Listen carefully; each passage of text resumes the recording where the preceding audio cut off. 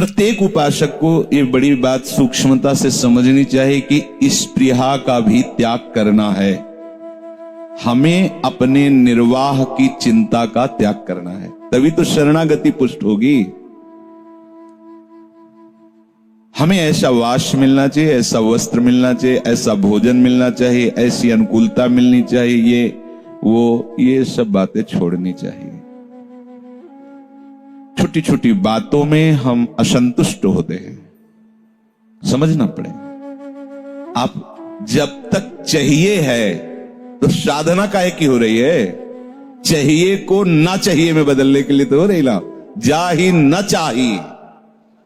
सेवक जी महाराज कह रहे, वेद विद्या पढ़त कर्म धर्मन करत जलप तन कलप की अवधियानी, चारुगति छाण संसार भटकत भ्रमत आस की पास नहीं तोरी जानी। ये आशा की फांसी काटने के लिए भगवत मार्ग में चले हैं। सेवक जी कह रहे बहुत शास्त्रों का ज्ञान है, बड़े कर्म धर्म कर रहे हैं, पर आशा की फांसी को गले में लटकाए हुए हैं, उसको काट नहीं पा रहे। क्या होगा?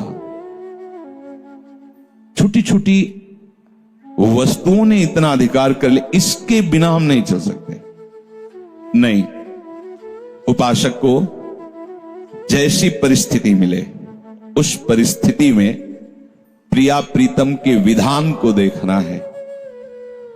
भाई सच्ची मानिए, ये नष्ट होगा, मरेगा ये। ना कोई इसको औषधि बचा सकती है, ना कोई इसको भोजन, ना इसको कोई पेस्ट, कुछ चाहे जितना पेस्ट रगड़ो ये बतीसी जाएगी। चाहे जितना गाजर का जूस पियो, विटामिन पाओ, नेत्रों की ज्योति जाएगी, क्योंकि इनका एक समय है। समय पर ये क्षीण होते चले जा रहे हैं। आपको एक ज्योति प्राप्त करनी है जो दिव्य, बढ़ती ही रहती, कभी घटती नहीं है।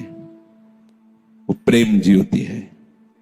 उससे जब नेत्र उन्मीलित होते हैं तो नवनिवृत्त निकुंज सामने होता है। उपासक नित्य निरंतर उसका रसास्वादन करता है। स्पृहा की भी आपके अंदर कोई गुंजाइश नहीं होनी चाहिए।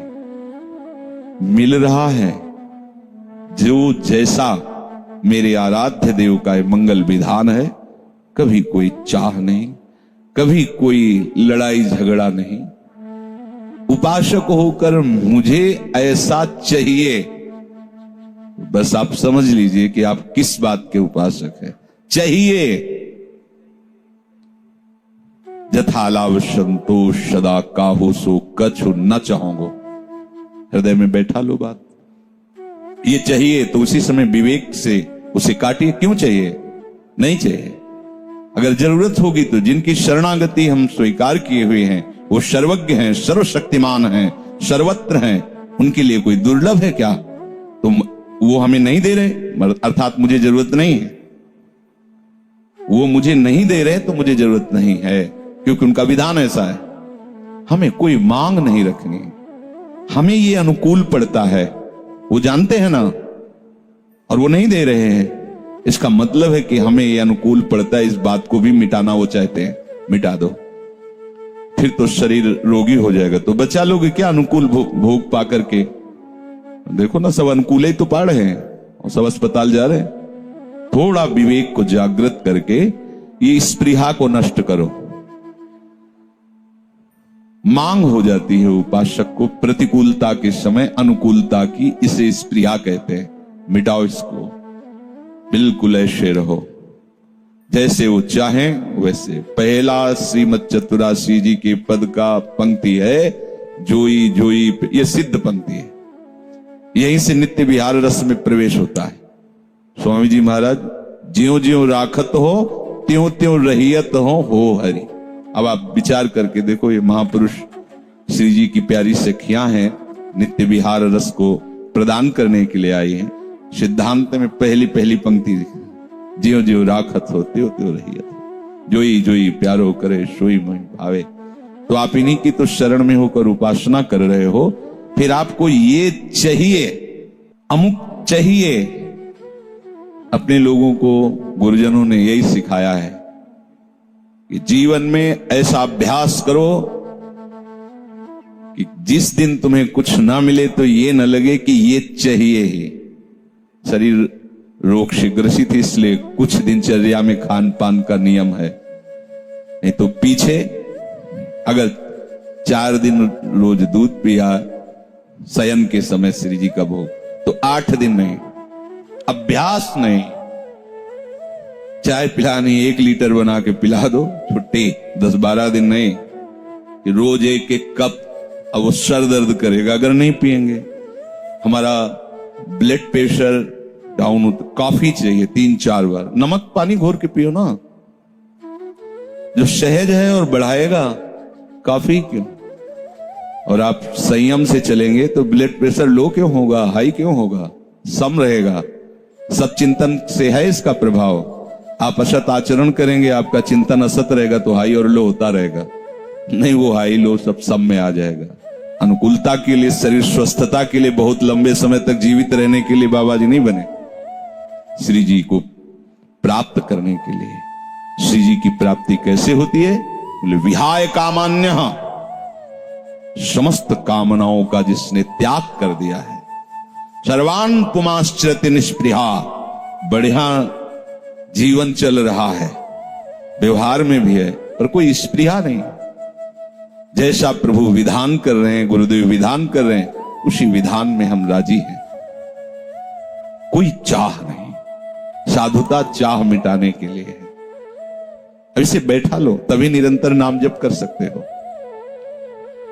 जीवन निर्वाह के लिए प्राप्त और अप्राप्त वस्तुओं के विषय में जो सोचता है, अप्राप्त वस्तुओं की प्राप्ति हो जाए, प्राप्त की रक्षा हो जाए, वो कभी अनन्य चिंतन नहीं कर सकता, वो निरंतर भजन नहीं कर सकता। ध्यान रखना, जो निरंतर भजन करते हैं वो प्राप्त वस्तु की रक्षा और अप्राप्त वस्तु की प्राप्ति की चाह को मिटा देते हैं, क्योंकि ये ठेका ठाकुर जी ने लिया है।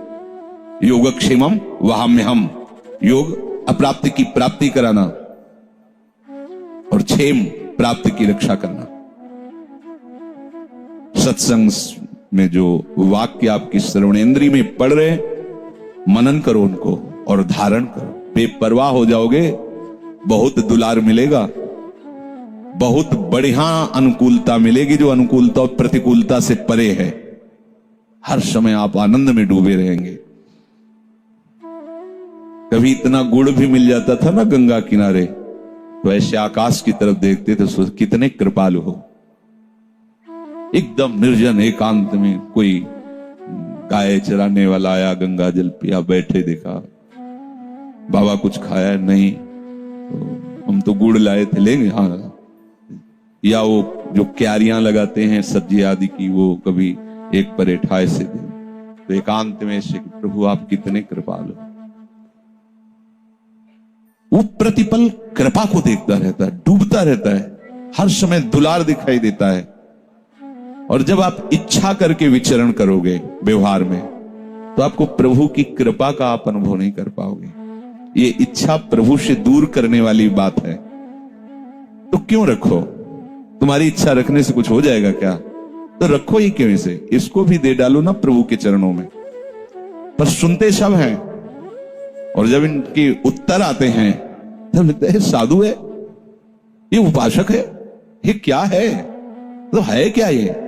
तब फिर अंदर से लगता है कि इसका मतलब ससुख वांछा से तुम केवल अपने देह पोषण के लिए ऐसा भाव रखते हो बाबा जी का, अभी तुम्हें परमार्थ में चलने का उत्साह नहीं आया है। बस ध्यान रखो, बड़े कृपा पात्र हो, जिससे सत्संग सुनने को मिल रहा है, उससे भी बढ़िया कृपा का वो अनुभव करेगा जो उसका मनन करके आचरण में उतारता है। हम क्यों इच्छा करें? इसका मतलब आपकी शरणागति कमजोर है। शरणागत इच्छा नहीं करता। शरणागत का पोषण प्रभु अनंत माताओं का वात्सल्य लिए आगे से आगे करते रहते, उससे सोचना नहीं पड़ता। जो अपनी बुद्धि प्रभु में स्थित किए हुए, उसकी स्पृहा का भी नाश हो जाता है, निष्पृहा। क्योंकि जो सिद्ध पुरुष होता है उसको शरीर से कोई मतलब नहीं रहता, क्योंकि जिसके लिए शरीर मिला था वो काम बन गया है। शरीर मिला था भगवत प्राप्ति के लिए, शरीर मिला था अज्ञान निवृत्ति करके स्वरूप स्थिति के लिए। वो अच्छे से समझ गया उस बात।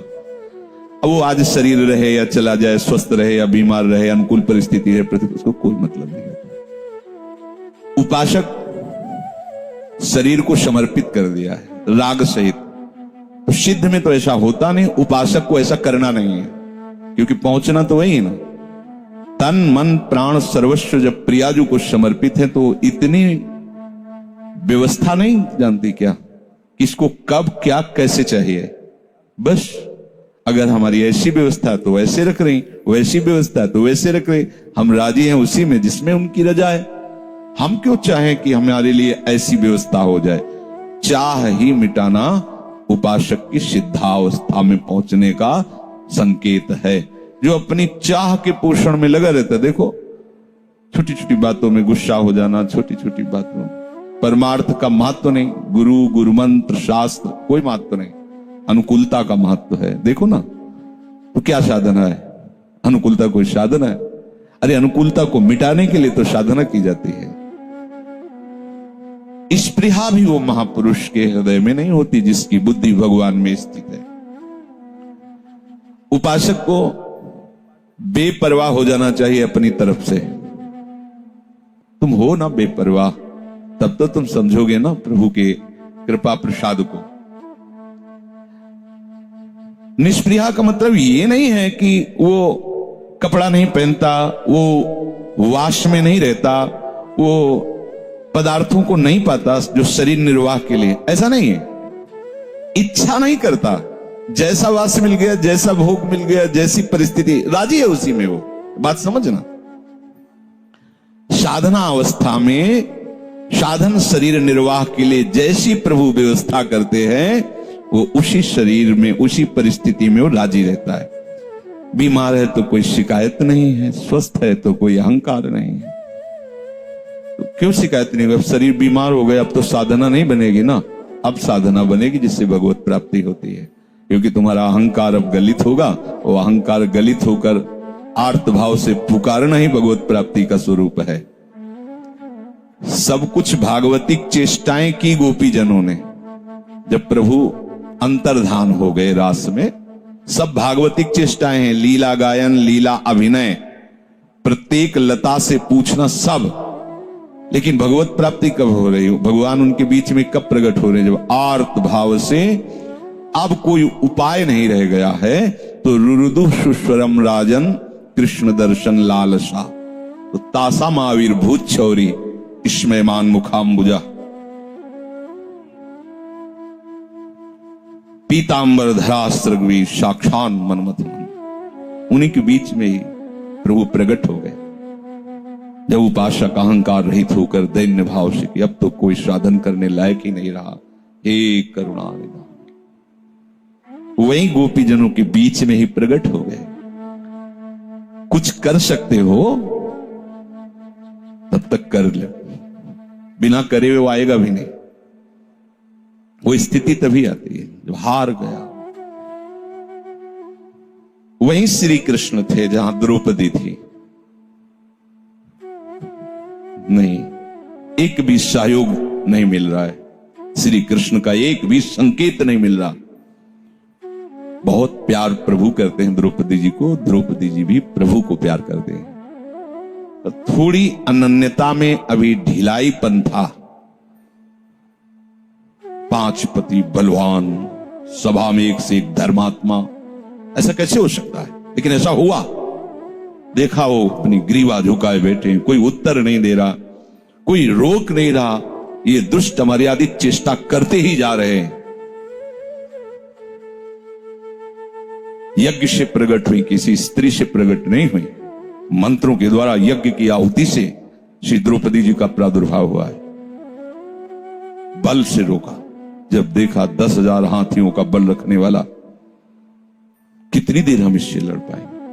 दांत से पकड़ ली। जब देखा आप एक ही झटके में दांत से भी वस्त्र छूट जाएगा, अब कोई नहीं। हे कृष्ण द्वारिका आवासे, ये शब्द पूरा नहीं हुआ था और भगवान वस्त्र रूप से प्रकट हो गए। भगवान का वस्त्रावतार हो गया। उपासक कहीं न कहीं अन्य आश्रय लिए रहता है, इसीलिए उसे भगवत साक्षात्कार होने में विलंब होता है। भगवान प्रतिकूलता देखकर उसकी वो कचाई हटा देते हैं, वो अनुकूलता से नहीं हटेगी। अगर ये परिस्थिति ना आती तो द्रौपदी जी को ये बात अनुभव में ही नहीं आती कि हमारी अनन्य गति में कहीं ना कहीं अभी अंतराय है। इतनी प्रवीण हो गई द्रौपदी जी अनन्यता में, पूरे जीवन फिर कहीं अन्य का आश्रय समझ गई कि नहीं नहीं, कृष्ण के सिवा और कोई नहीं। तो चाहे हमारा शरीर अस्वस्थ हो, अव्यवस्था में हो, तो हमें ये विचार करना चाहिए कि मेरे प्रभु मेरे लिए बड़ा मंगल विधान कर रहे हैं भगवत प्राप्ति का। पर ये उपासक वही सह सकता है जिसने लक्ष्य बना लिया है भगवत प्राप्ति, जो साधु समागम में रहता है, अन्यथा नहीं सह पाएगा। इसलिए भक्ति कर दीप, प्रेम कर बाती, साधु संगति करे अनुदिन राती। कोई भी कामना और स्पृहा का त्याग किए बिना स्थित प्रज्ञ नहीं हो सकता, अटल बुद्धि निश्चल बुद्धि वाला नहीं हो सकता भगवत में अटल बुद्धि। क्योंकि कामना किसी न किसी व्यक्ति वस्तु स्थान को लेके होती है, और इसी का नाम संसार है। जब चित्त संसार से कामनाओं से जुड़ा है तो अंतराय है ना, और जब तक अंतराय है तब तक जो परमानंद है वो प्रकाशित नहीं होता। अच्छे से समझ लो, अंतराय नहीं। आप जितना अंतराय रखते हैं उतने अंतराय में है प्रिया प्रीतम। आप अंतराय हटाइए, देख लीजिए, एक सेकंड भी नहीं लगेगा, पक्का समझ लीजिए। ये संत महापुरुष जन जो है ऐसे नहीं जीते। अगर ऐसा ना होता तो प्रत्येक महात्माओं के आप वचन पढ़ करके देख लीजिए, और सब चले हैं आप जैसे ही। और जब वो अंतराय खत्म हुआ तब उनको रहस्य समझ में आया। अपनी कोशिश करनी अंतराय हटाने की, निरंतर भजन भजन करने में जो अंतर होता है, ये कामना स्पृहा है, इच्छा। ऐसा हो जाता तो ठीक, ऐसा क्यों ऐसा हो जाता? जैसे प्रभु को मिलना वैसा वो विधान कर रहे हैं, हमको उसमें राजी रहना है। हमें उधर कोई पर्चा नहीं लगाना कि हमारी ये इच्छा है, आप इसकी पूर्ति कर दो। अगर पूर्ति हो गई तो अंतराय लंबा बन जाएगा। आप परमार्थ मार्ग के पथिक हैं, अपनी इच्छाओं की पूर्ति में कभी खुश मत होना। अंदर से असंतुष्ट हो जाना कि हमें लगता है कि अभी हम पे पूर्ण नजर नहीं है क्या, क्योंकि हमारी इच्छाएं क्यों पूर्ण हो रही, ये तो गलत हो रहा है।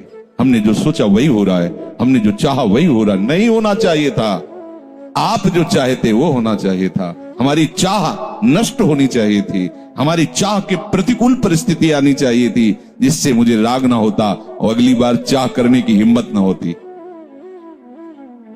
निर्ममा